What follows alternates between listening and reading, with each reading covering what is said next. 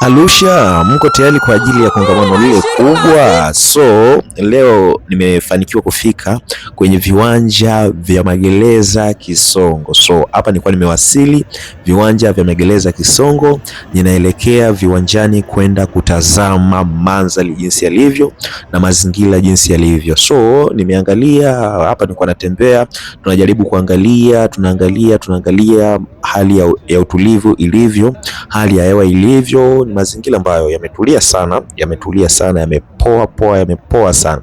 So mimi nipende tu kualika ndugu jamaa na marafiki kwenye ibada kubwa ambayo inakwenda kufanyika hapa kwenye viwanja hivi vya Magereza. So sio ya kukosa kabisa. Kama unavyoona, tuna furaha, tuna tabasamu, tuna enjoy kwa sababu hii ndio mara ya kwanza madhabahu ya Mbingu Duniani inakwenda kufanya historia na inakwenda kuandika historia kubwa ambayo haijawahi kutokea kwenye jiji hili la Arusha. So kama unavyoona, kuna ndege hizi hapa, mandhari jinsi ilivyo mazuri. Mimi napenda kuwakaribisha kwenye ibada ambayo itafanyika tarehe 28 na tarehe 1 mwezi wa 3. Tarehe 28 itakuwa ni mwezi wa pili, tarehe 1 mwezi wa 3. So msikilize madam huyo hapo.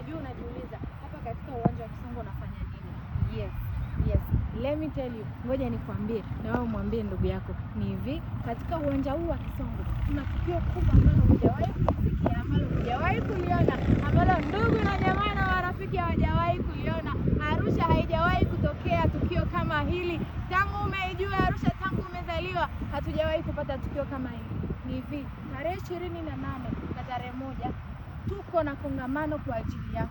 Kuna kongamano kubwa sana litakalofanyika hapa na madhabahu ya Mbingu Duniani. Na kudondoshea kodi hizi hapa. Kodi yenyewe ni gani? Kodi yenyewe ni hivi. Tarehe 28 kutakuwa kuna kongamano kubwa sana hapa Kisongo. Hapa nilipo mimi hapa viwanjani hapa.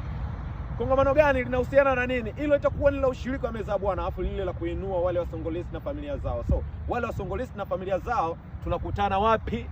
Hapa Kisongo. So, haijawahi kutokea tukio kama hili. Tangu umeijua Arusha, tangu umezaliwa, hatujawahi kupata tukio kama hili. Njoo ushiriki pamoja na sisi meza ya Bwana kwa ajili ya kuikomboa familia yako. Kwani si wewe ambaye unajua kabisa huyo mtoto alipokuchosha?